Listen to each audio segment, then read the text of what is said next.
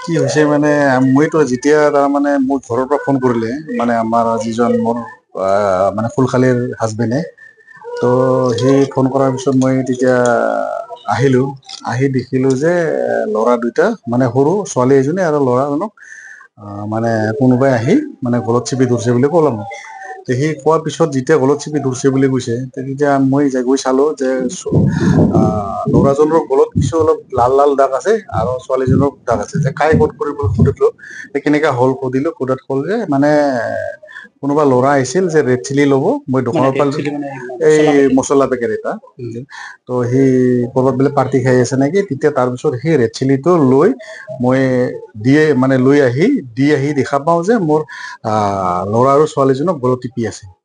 ঠিক কৈছে মাইকীজনী দোকান আছে দোকান আছে তো তাৰপিছত সি এতিয়া সুধিলোঁ মোৰ যিজন ডেথ হৈছে সেইজন মোৰ শাহু আহি তো শাহু আইৰ বোৱাৰী ইয়াত ঘৰখন কোনো নাথাকে শাহু আৰু বোৱাৰী ল'ৰাজনো ঢুকাইছে আজি প্ৰায় 5 বছৰমান আগতে তো আৰু দুজনী নাতিয়েক থাকে তো কোৱাৰ পিছত যেতিয়া ক'লে যে আমি ঠিকে আছে মই অচি ছাৰক ফোন কৰিলোঁ অচি ছাৰ মানে আমাৰ যিজন SI আছে তেখেতক পঠাই দিলে তেখেতক কথাখিনি কৈ তেখেতে ক'লে যে মেডিকেলত লৈ যাওক মই যেতিয়া ল'ৰা ছোৱালীবিলাক মেডিকেল গ'লোঁ তেতিয়াই আমাৰ মানে এজন সাংবাদিক মুদু তাতে আছিল তেখেতে মোক ক'লে যে এনেকুৱা ডেড বডি তাত ওলাইছে বুলি ক'লে তেতিয়াহে মই গম পাওঁ যে আচলতে ডেড বডি মানে দোকানত ভিতৰত ডেড বডি আছে বুলি মই তেতিয়া জনা নাছিলোঁ আমি এতিয়া আহি তাৰপিছত মই এটা বস্তু চাইছোঁ যে এইটো নিশ্চয় সেই গুৱাহাটীত যেনেকুৱা আজিকালি ছ'চিয়েল মিডিয়াত ওলাই আছে ঠিক তেনেকুৱা ধৰণে কিবা এটা কাৰণ যদি ডাকাইত হ'ল হয় মাইকীজনীক যিজনী বোৱাৰী আছে শাহুজনীকো মাৰিব মাইকী বোৱাৰীজনীকো মাৰিব তেওঁলোক তাক নামাৰি কেনে শাহুজনীক মাৰি আৰু ল'ৰা ছোৱালী দুটাক মানে এটেক কৰা নিশ্চয় তাত কিবা এটা বোৱাৰীজনী চক্ৰান্ত থাকিব পাৰে কাৰণ পৰকীয়া প্ৰেমৰ কিবা এটা থাকিব পাৰে বুলি তো আমাৰ সন্দেহ সেইটোৱে আছে এতিয়া বাকীখিনি কাৰণ ঘৰখনত কোনো নাই শাহু বোৱাৰী আৰু বাছ হেৰি দুটা নাতি সৰু সৰু যিজন ল'ৰাই আহিছিলে সেই ল'ৰাজনক আপোনালোকে চিনি পায় নেকি বা গম পায় নেকি এনেই চিনি পাওঁ আৰু যিজন আমাৰ মানে ঘৰৰ বোৱাৰী তাই কোৱা মতে নিপ্পজ্যোতি ৰাভা তাৰ নিচিত বুলিও মাতে এনে আমাৰ মানে মোৰ শাহুৰ মানে কিছু ৰিলেটিভো হয় তেওঁলোকে বয়স 22 বছৰ মান তো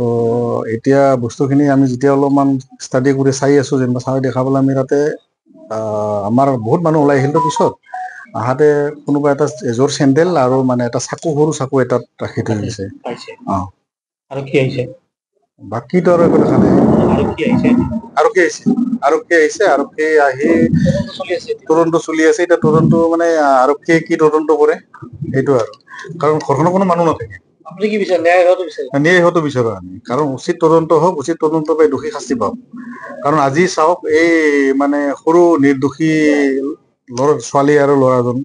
তেওঁলোকে এতিয়া ঘাট মাউৰা মানে পিতৃহীনা তেওঁলোকে ক'ত থাকিব কি নকব এতিয়া তেওঁলোকৰ মানে বাকী যিহেতু ঘৰত কোনো নাই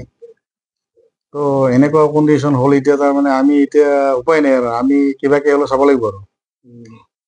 এই কি কয় মৃত মহিলাগৰাকীৰ নামটো মৃত মহিলা ফুলেশ্বৰী ৰাভা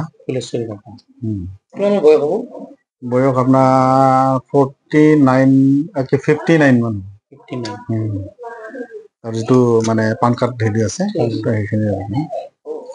যিকোনো খবৰৰ বাবে যোগাযোগ কৰক 7099017330 লগতে 7099017110 নম্বৰত